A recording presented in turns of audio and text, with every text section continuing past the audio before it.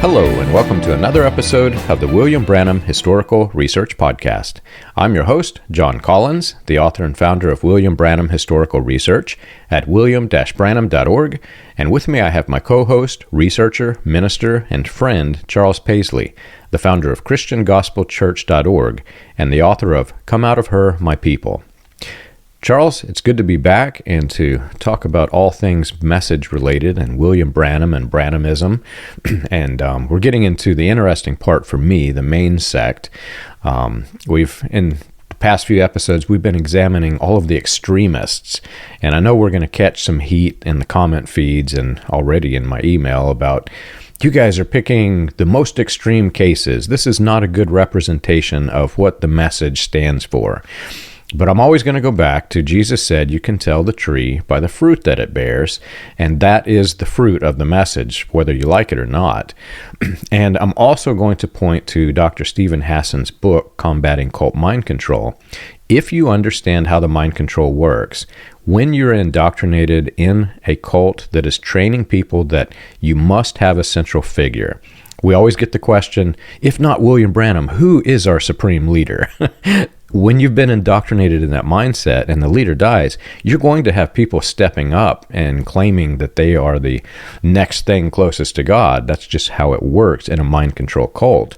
So even though the main sect may not, propagate the same ideas as the extremists, what it does, it births new people who can become extremists later. So we're talking about the extremists that we've witnessed up to this point in time. There will be new extremists, and after that there will be more new extremists, because it always goes back to, if the tree looks like this and it continues to bear the same fruit, it will always bear the same fruit according to biblical scripture studies and according to even cult psychology studies. That's how this works. But now we're going to go and examine the trunk of this tree. I look forward to that, John. Yeah, we're getting into some interesting stuff. And I have maybe a little bit of a different perspective, having looked at all this a little bit. And, people in the main sect, John, are really always keen to say, that's not us. We didn't have anything to do with that. That was these crazy people over here, right?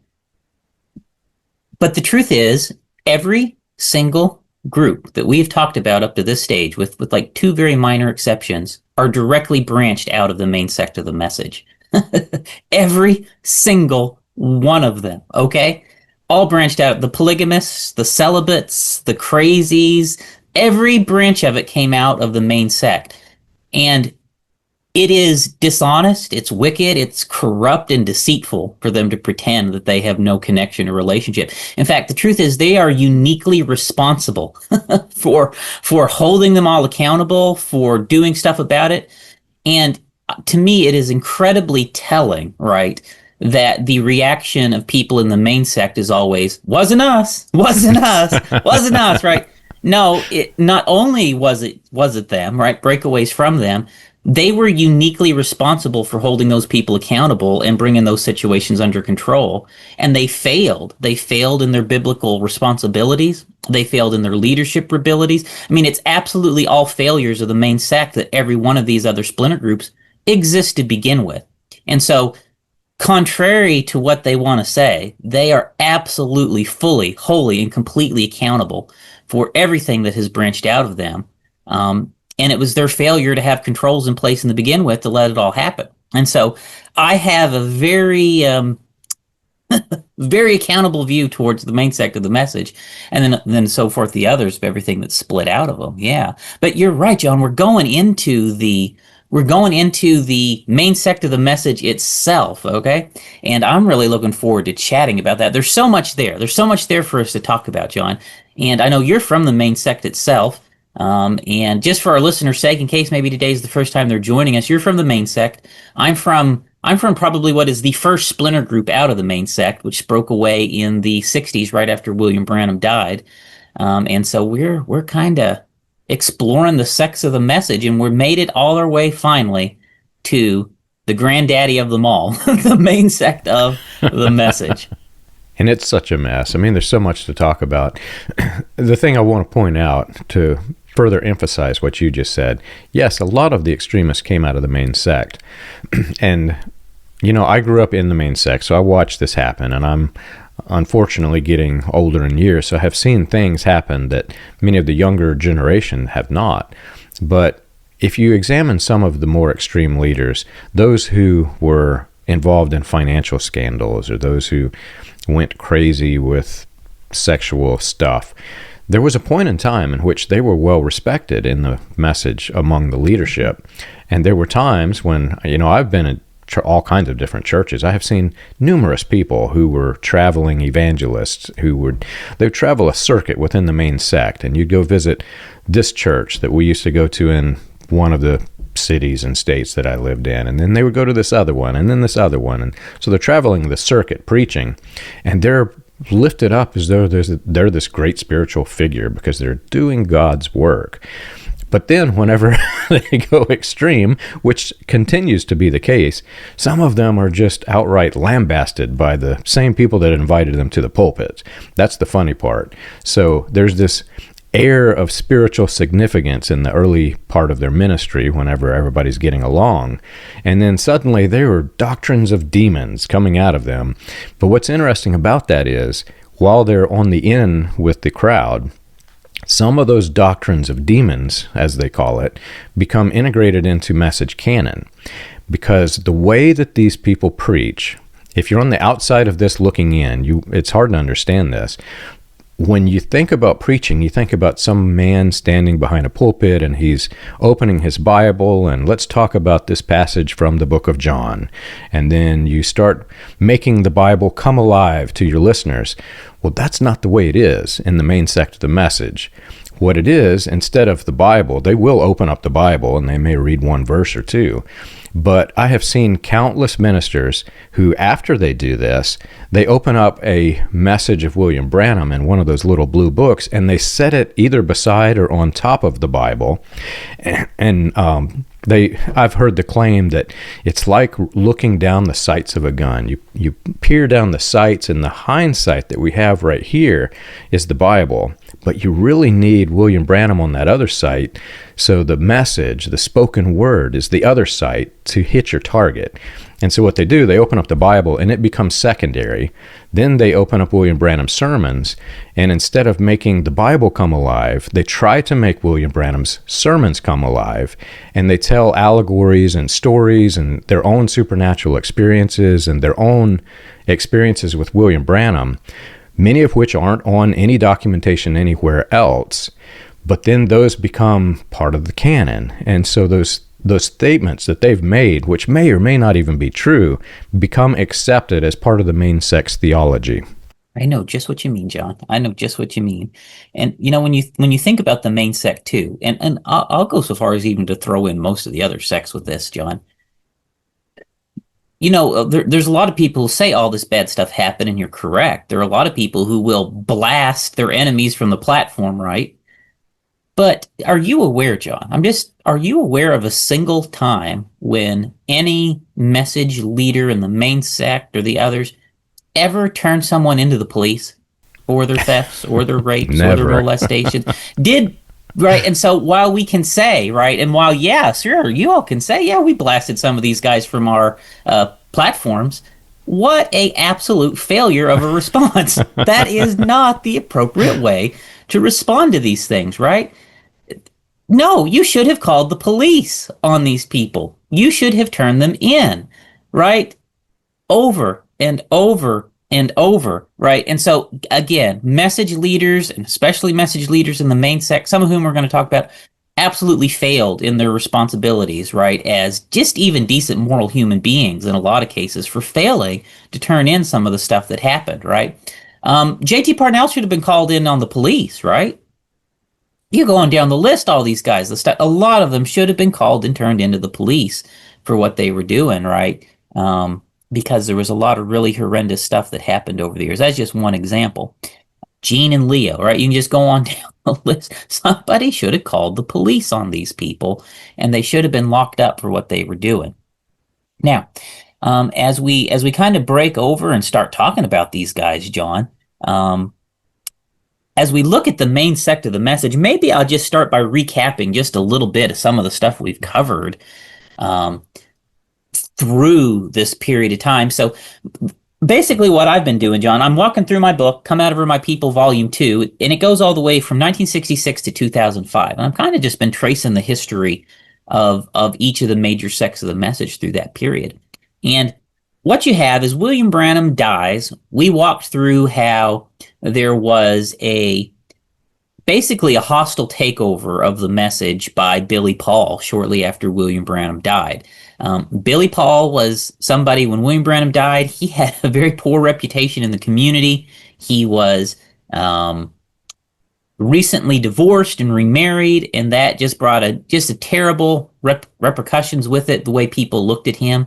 Besides that, you had Perry Green, who had just really showed up out of nowhere in the last year and a half before William Branham died, and was kind of elbowing his way in. And the two of them together, John, the perspective of my sect of the message is they overthrew everybody else. They overthrew the Tabernacle Board. They overthrew the community out in Arizona through Perry Green, and basically set up shop over probably roughly half of the message at that point, maybe a little more than half. And as that happens, we talk through how the tape churches started to rise up in that period, and as the fight started to happen through that, you had a period of time where the preaching ministers in Jeffersonville tried to resist the takeover with Orman Neville and Raymond Jackson, different ones here. That all failed, and basically the tape churches got implemented, starting here in Jeffersonville, as a way to more or less, the way, again, my sect of the message would look at it, to silence the preachers who were resisting Billy Paul and that main sect takeover. And as your grandfather comes back here to Jeffersonville, and the tape church more or less becomes set in stone at the Branham Tabernacle, you start to see come together this accumulation of a number of other churches that start adopting the tape church model. And they form kind of the nucleus and an important faction of the main sect of the message early on. Other really notable churches of that group were like Paul Brewer's church in Missouri, Earl and John Martin's church in Arkansas, Jack Palmer's church in Georgia. And you see a faction of churches come together that are very intent on playing tapes as the main part of their service.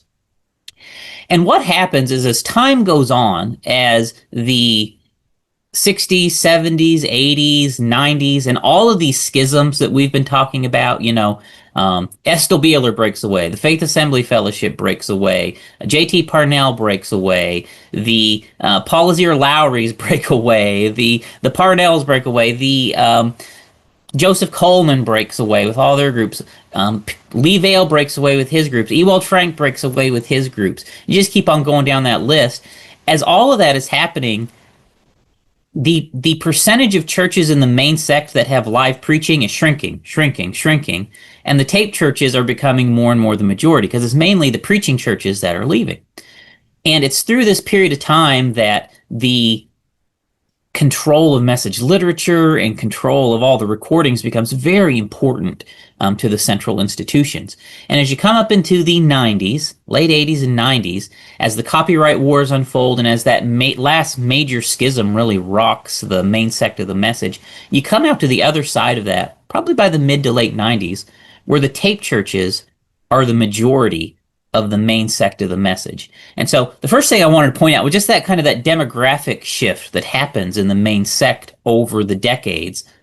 The natural result of a lot of the schisms is the tape churches rise to become the majority and the most influential portion in the main sect of the message. I would agree with that. Most of the main sect churches that I visited, they either solely preach by playing the recordings of William Branham from 1947 to 1965, or they did this weird combination where they might preach on Sunday morning sometimes, and then Sunday evening, Wednesday night, and often services in between, they would be listening to these recordings and brainwashing the crowd. So I grew up like this.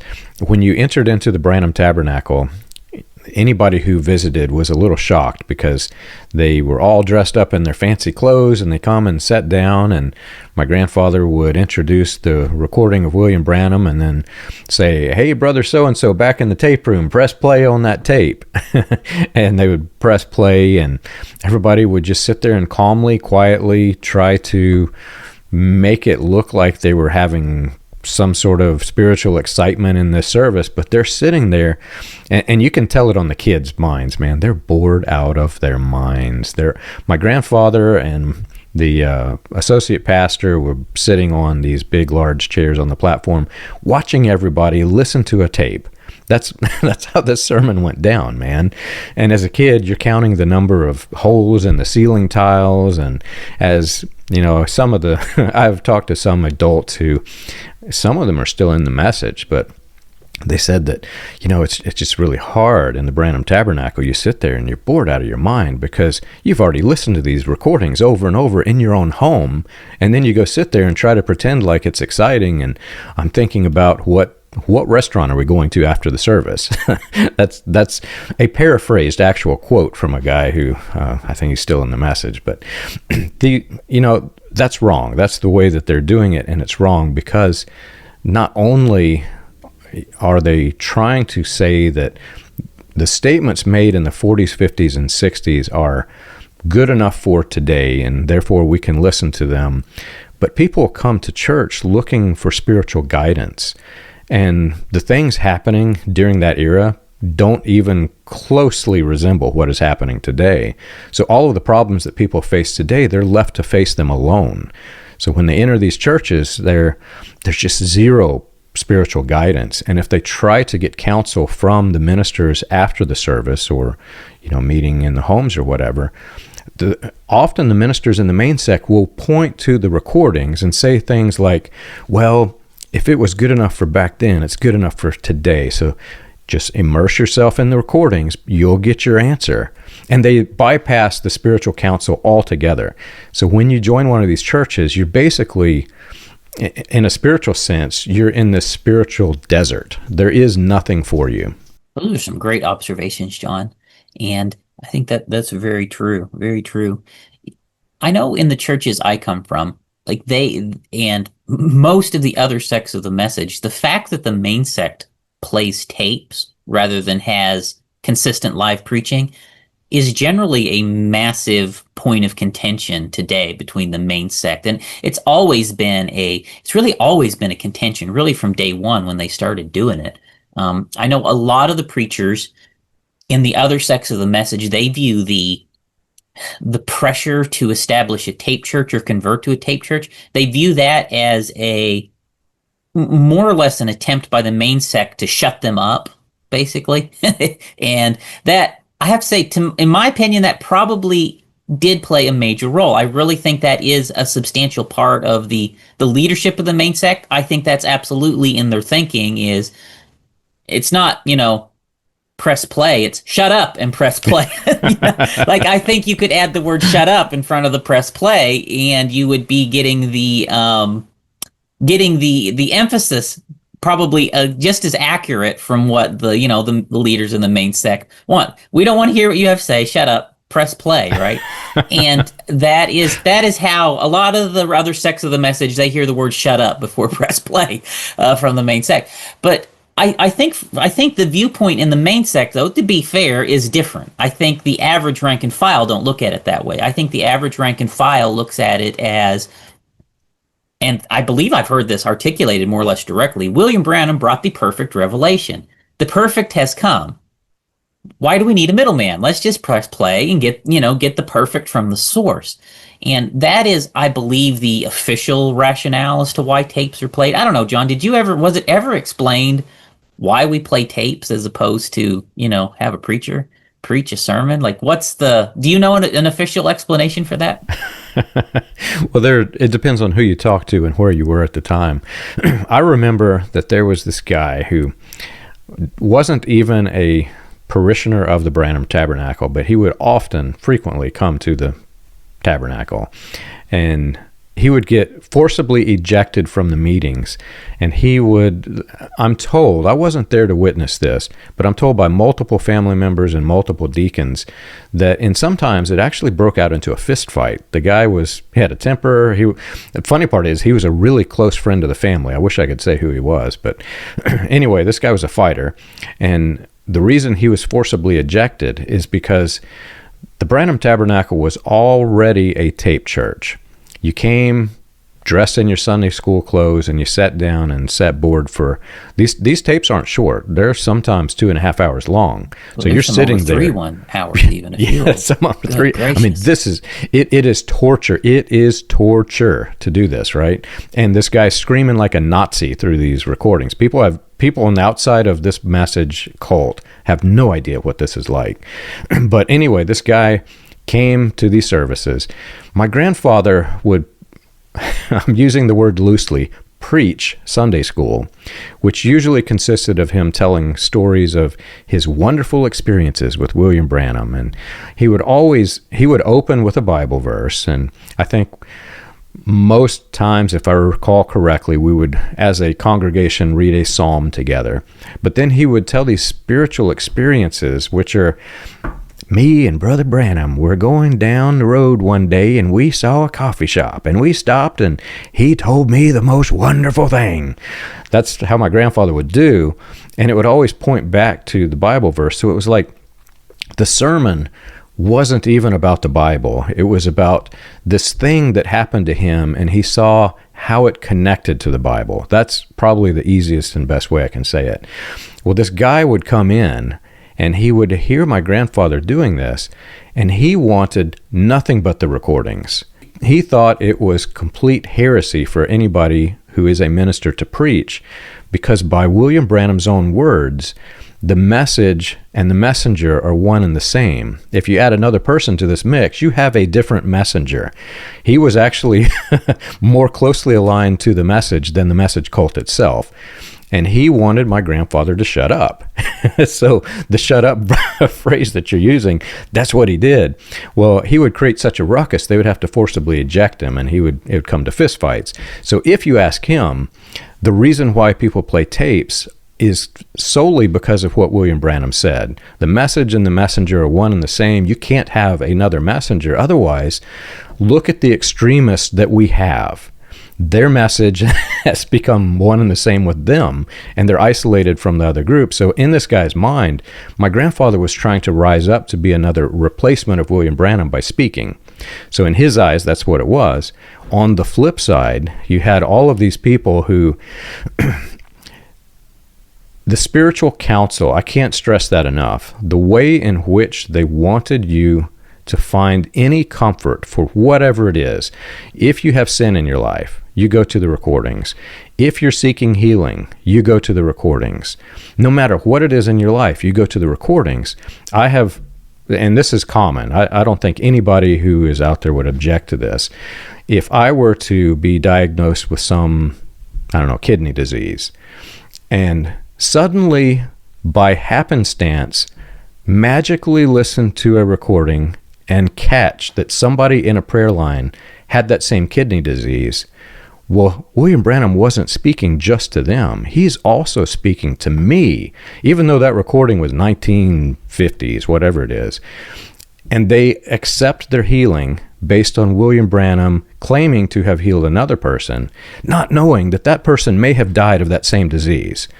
But that's how it works in the main sect. So some people you ask, it's because they're, the message and the messenger are the same. Other people, it's because that is where you go for everything that you need spiritually speaking. That is really fascinating, John. Very interesting. Very interesting. The main sect of the message, listening to the tapes, like I can understand their rationale, in some extent, because, the things that William Branham said. The sects of the message, like that I come from, or that are similar, they are more latter rain oriented in their model, where they're more interested in the fivefold ministry stuff still too, right? And they take the latter rain verses that you need what they would call the fivefold ministry for the perfecting of the saints, and so they fit this They fit a continuation of preaching and a continuation of preachers into the necessity to reach manifested sons of God. And so you have to think all of these sects are obsessed with manifested sons of God, right? And so I think in part what we're talking about here is a difference of opinion about how to get there. The main sect thinks we're going to get there through the tapes because we've got the perfect, but the other sects that still embrace preaching, they take the fivefold ministry verses and say, well, we also still need a preaching ministry to get to the perfecting of the saints. So you have this at a doctrinal level in the teachings, you have this fight between the two sects, right? And it comes back to their different interpretations of the message as well. One side perhaps being still a little bit more leaning towards the original latter rain teachings. It's fascinating, isn't it, John? Have you ever wondered how the Pentecostal movement started, or how the progression of modern Pentecostalism transitioned through the latter rain, charismatic, and other fringe movements into the New Apostolic Reformation? You can learn this and more on William Branham Historical Research's website, william-branham.org. On the books page of the website, you can find the compiled research of John Collins, Charles Paisley, Stephen Montgomery, John McKinnon, and others, with links to the paper, audio, and digital versions of each book. You can also find resources and documentation on various people and topics related to those movements. If you want to contribute to the cause, you can support the podcast by clicking the Contribute button at the top. And as always, be sure to like and subscribe to the audio or video version that you're listening to or watching. On behalf of William Branham Historical Research, we want to thank you for your support. So I'm going to open up and I'm going to tell a story that I've never told on here. All of the parties involved are dead, so I can tell it now. I withhold things because I don't want to. They're family. I don't want to mess things up. But there is a common problem among message leadership of seared consciences. They have no conscience whatsoever when they speak. If I'm speaking in a podcast to you, Charles, and I say something that after I say it, you're in the heat of the moment and you make mistakes. After I say it, if I realize that I said something wrong, it bothers me. Like I will immediately, people don't know this listening to the podcast, we'll go back sometimes and correct some of the statements that we make. That's how it is, because in the back of my head, I can't sit still. If I've done something wrong, I want the people to know I've done something wrong. And so I want to correct it before it gets out. But message leadership, it's not that way. They see there's a Gnostic view of lies for the sake of a holy end, and I think they go down that pathway a lot. But anyway, I had this experience with a family member, and it was edging very, very close to voodoo and witch doctors kind of thing. Which sounds funny if you're thinking in the context of Christianity. Picture the scene where you go into some tribe in the middle of nowhere in Africa, and somebody has just become severely injured and may die. And you walk into the hut, and there's all of this incense floating around in the air, and they're chanting and doing all kinds of things, rituals that, from our perspective in the modern world, we look at this and we think, well, that chanting is not going to heal this person who's dying or whatever it is. That's what's happening in these camps in the middle of nowhere, right? In these developing nations. Well, I walked into a hospital room and the same exact thing was happening. I have a family member who made national news when he blew up his meth lab in his house and nearly took out a fireman with him. His house exploded. He was burned. Over 50% of his body was burned. His flesh on his arms and legs had become tourniquets. And when I walked into the hospital room, they had actually filleted his arms and legs to make it where he wasn't going to lose his limbs. That's how bad it was.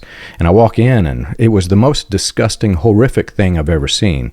He was, he usually was tanned, but he was as black as, he looked like you pull a log out of the fireplace. That's how he looked.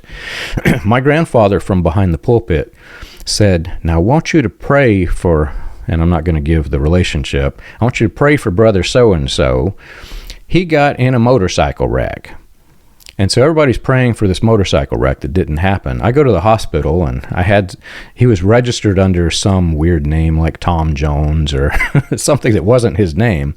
And I walk into the hospital room, and the way that they were administering healing, because they did not trust that the hospital could heal him, was they were playing the recordings of William Branham 24/7.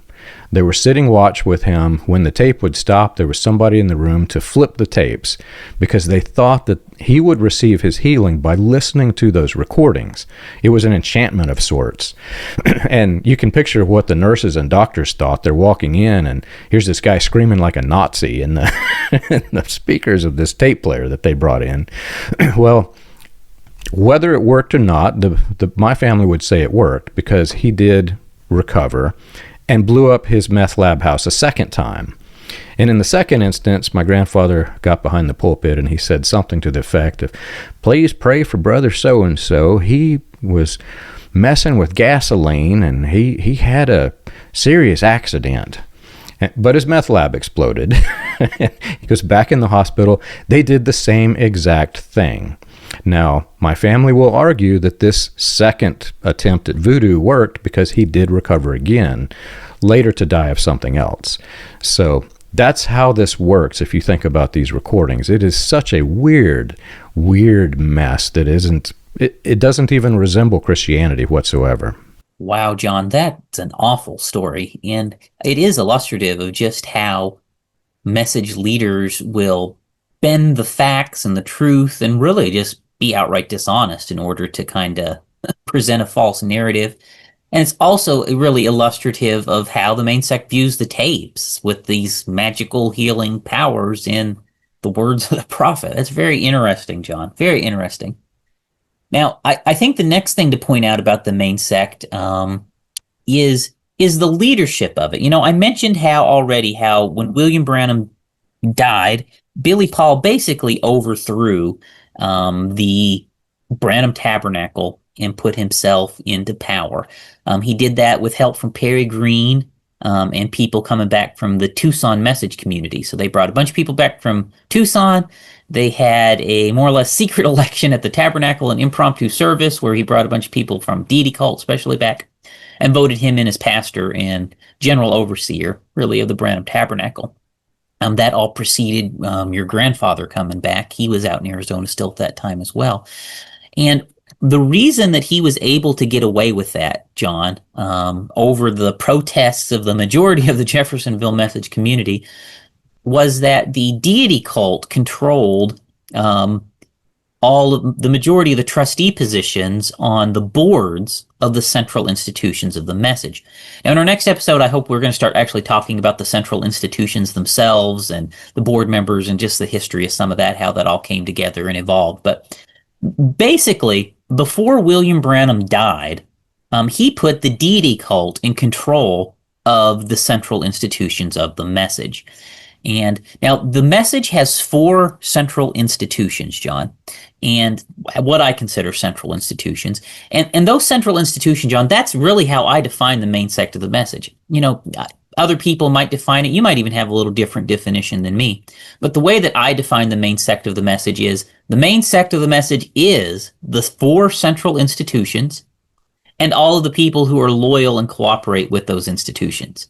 And if you think of the central institutions of the message like a pyramid, the top of the pyramid is the William Branham Evangelistic Association. That's the top of the pyramid. It, back in the early days, it controlled all of the intellectual property. It owned the copyrights. It was the controlling institution. It was established in 1965. It was actually established in November or December of 1965 under somewhat mysterious circumstances. We'll discuss in our next episode. But it was established. Billy Paul was on that board along with 2 members of the deity cult, Fred Sothman, Roy Roberson. They were the founding members of the William Branham Evangelistic Association. Later on, Fred Sothman got on the board as well. And they are basically the guys who control the top. So it's Billy Paul and 2 or 3 guys who think he is the son of God. That is who controlled the William Branham Evangelistic Association. The same down at the Branham Tabernacle. The majority of the board there was all deity cult, all put in place by William Branham. And the same thing when Billy Paul had the corrupt election and got himself put in as general overseer there. The board was controlled by the deity cult. They did not want to dislodge him, and so he was allowed to continue in that position.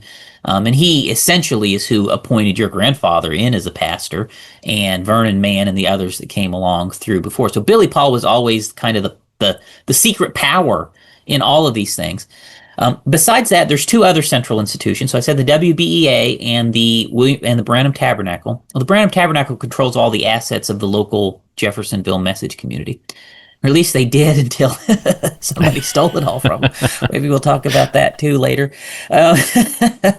And so you had that, and then you had the other 2 central institutions. One of them is, you'll hear me call it the franchise that turned into Voice of God recordings and the franchise that turned into spoken word publications. I phrase it like that because they were not always called Voice of God and spoken word. They started out and things changed over the years, but they're most commonly and fondly remembered as spoken word and Voice of God. So the franchise that became spoken word, the franchise that became Voice of God, those were the other 2 central institutions. And those were kind of like mission arms of the message. Spoken word publications was creating print literature, that franchise, which pre-existed and continued on after. And then the franchise which became Voice of God recordings was the franchise creating all of the actual recordings.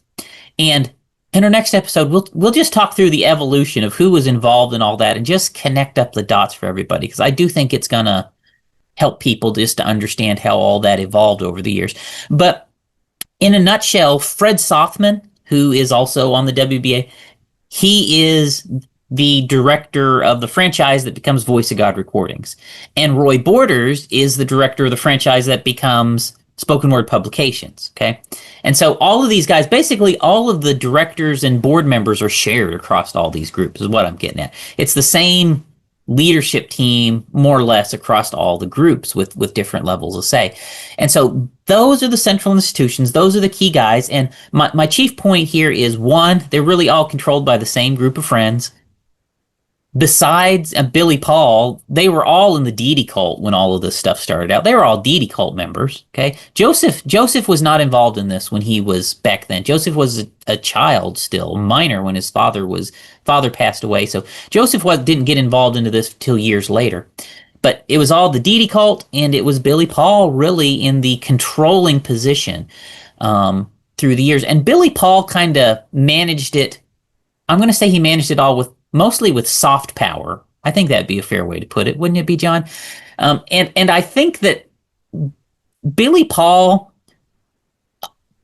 I don't know maybe that he necessarily knew this from the start, but certainly he came to realize this very quickly after the hostile takeover of the Branham Tabernacle and all the pushback he came. His hold on power was always somewhat fragile. And holding the main sect together, it was always a fragile thing, right? Because everybody is ready to jump on each other and call each other a heretic and schism at any second over anything, okay? And Billy Paul, in one sense, they're trying to hold it together, right? And so Billy Paul is, besides the initial hostile takeover, he kind of transitions into this gentle leadership style. I think that's a nice way to put it. And he only used the hard power when it was a matter of not, if something happened and he was threatened, then the claws had to come out. But so long as, the soft power worked, right, you would not have necessarily realized Billy Paul is the cult leader of the main sect of the message. He was just kind of this passive, let everybody else do everything, and so long as I am in the general overseer chair, and as long as I am in the chairman chair, and as long as I am in the treasurer chair, okay, everybody else, you do what you want, and I'm going to be gentle and kind and nice, but don't get on my bad side or threaten my position, because then the claws will come out. That was Billy Paul's leadership style. I have another term for it.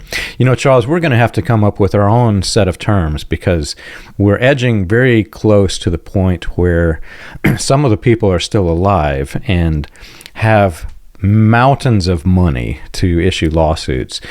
So I think what I'm going to do, people who are in the message will understand this term, and people on the outside may not get it, but it sort of puts up a legal barrier between us. But I'm going to start using the term Prophet Junior for some of the things that we're going to say in these upcoming episodes. If you're from the message, you know exactly who Prophet Junior is. But I have a different term than you used. I consider this to be more of a Penn and Teller show.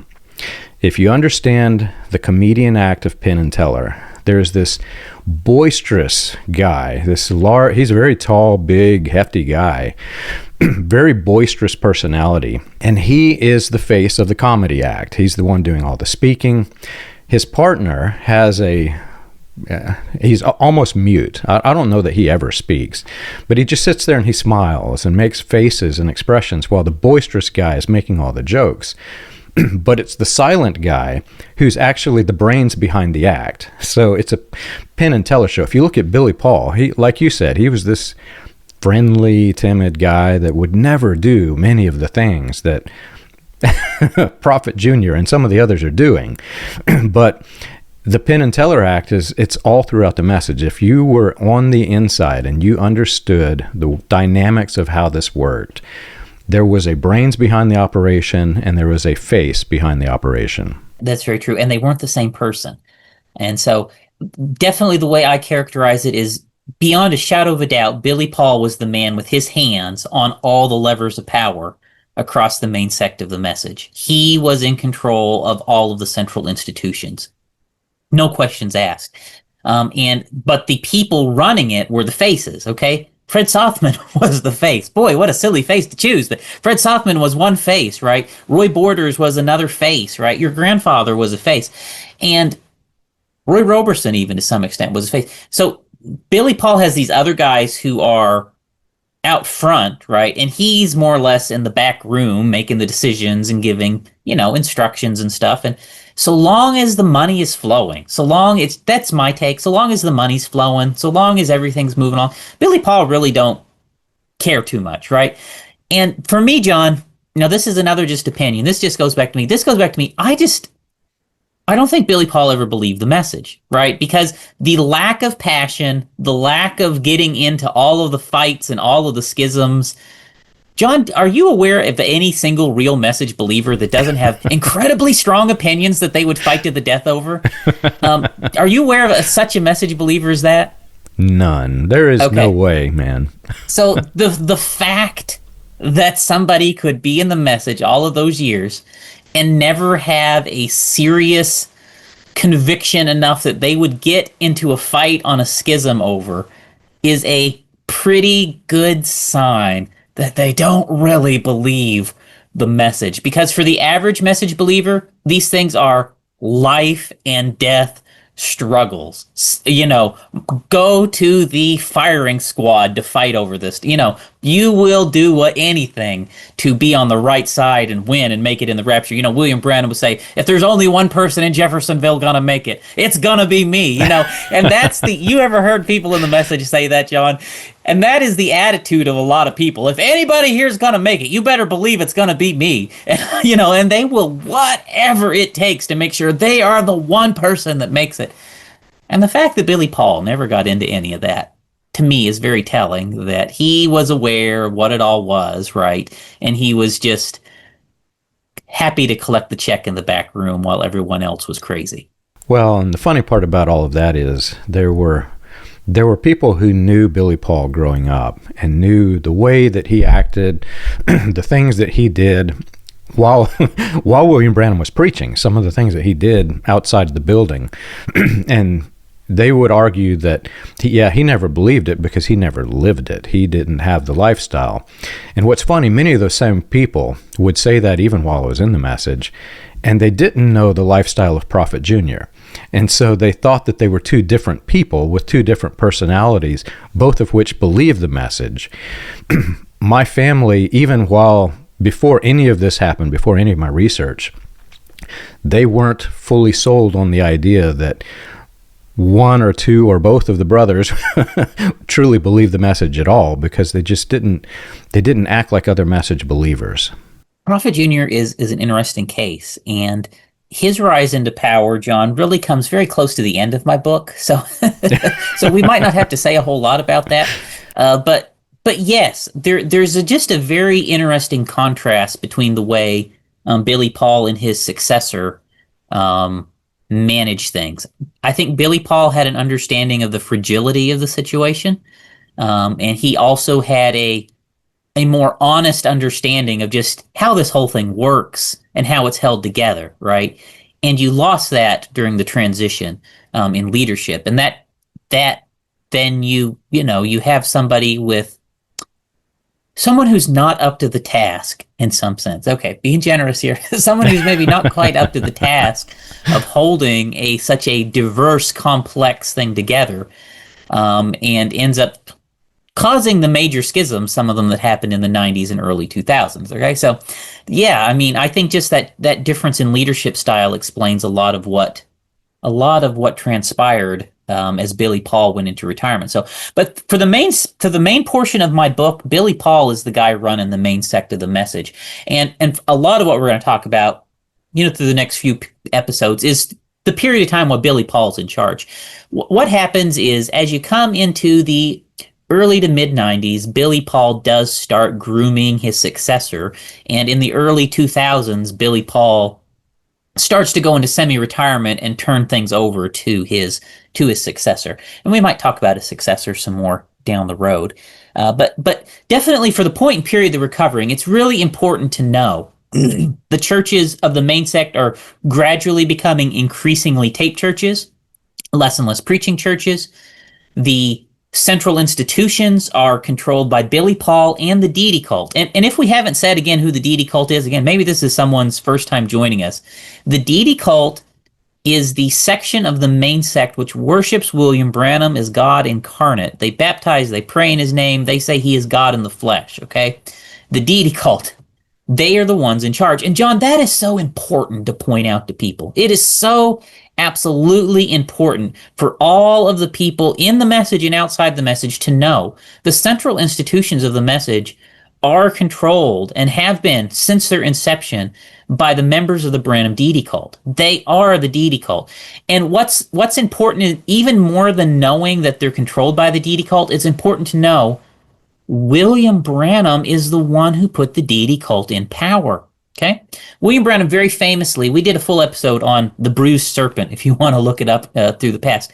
The bruised serpent episode, William Branham preached a sermon called The Bruised Serpent, where he, on tape, he condemned the Deity cult. He condemned the people who worship and pray in his name and says, you can't do that anymore. No, that's bad. And then less than a year later, he takes those same people and he makes them trustees and directors and senior leaders over the key institutions of the message. Okay? That is absolutely what happened. And the way that I interpret it, John, is that he was just doing damage control with the bruised serpent sermon. That was just a damage control sermon because the Deity cult had got caught and he had to confront them in order to save himself at that point. And then after things quieted down a little bit, he took the Deity cult and he moved with them to Arizona and he put them in charge of all the central institutions of the message.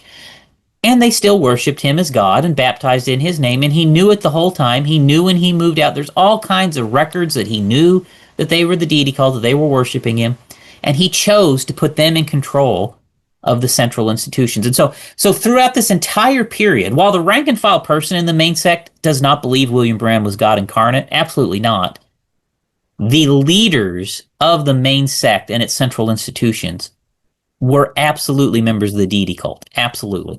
I would agree with that. And the funny part is, not many people who are even in the main sect realize this.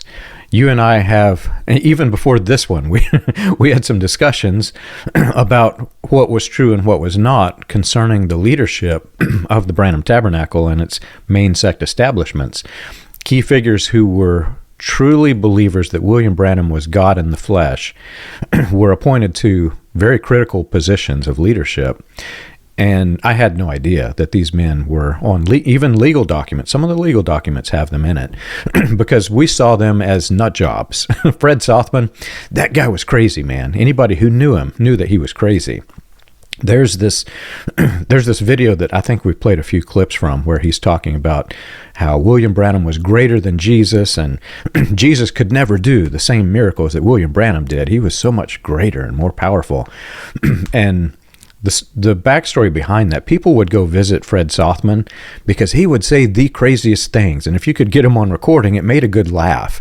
I don't know if that was one of them. Maybe the people believe what he was saying. I don't know. But anybody of any sound mind listening to it would realize that that guy has lost his mental faculties. And no, William Branham was not God in the flesh.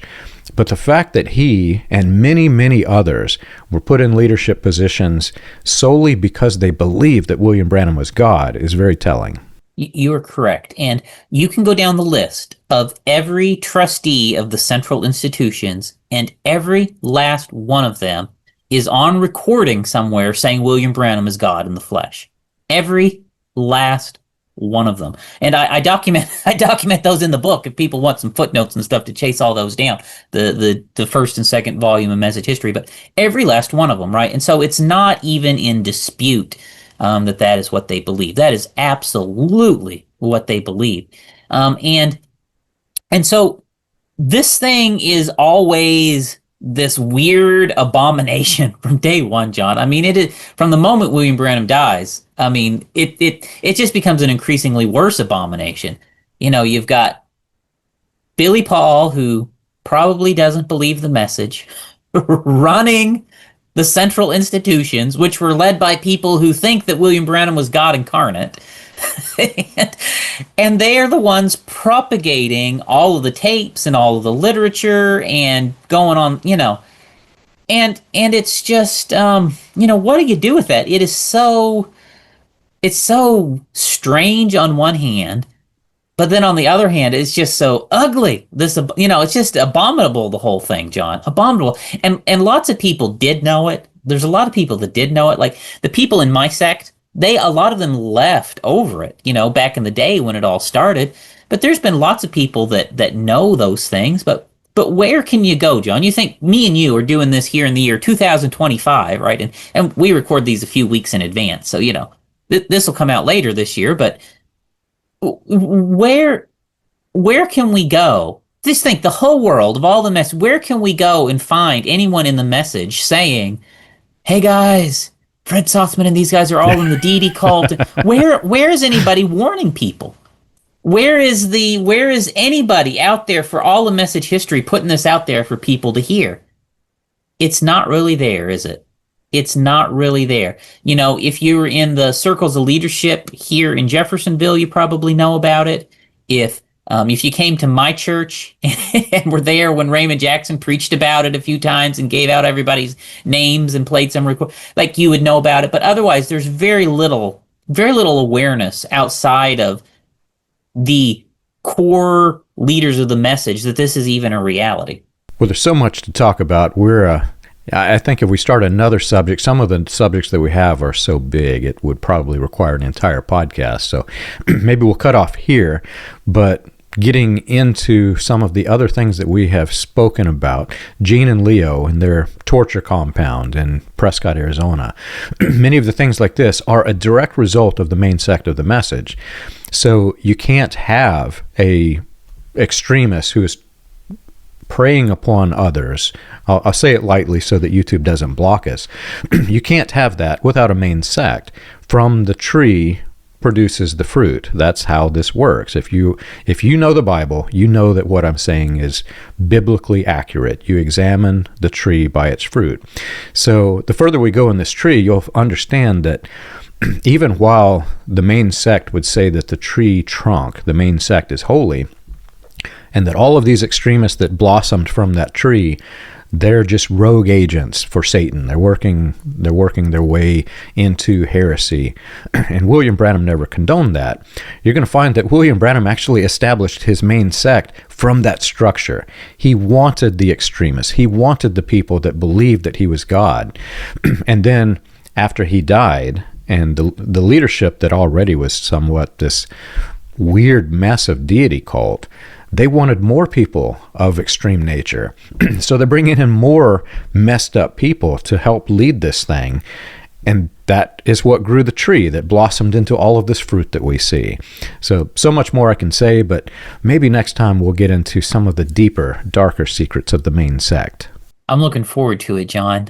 We have got to walk through the history of the central institutions, and there are some things in there that I just don't think people have connected the dots. And I'm going to connect the dots for you, ladies and gentlemen. You come back next time, and we'll show you some interesting stuff.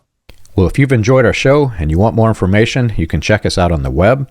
You can find us at william-branham.org and christiangospelchurch.org. For more about William Branham and the healing revivals, you can read Come Out of Her, My People. For more about the dark side of the New Apostolic Reformation, you can read Weaponized Religion, From Christian Identity to the NAR, both available on Amazon, Kindle, and Audible.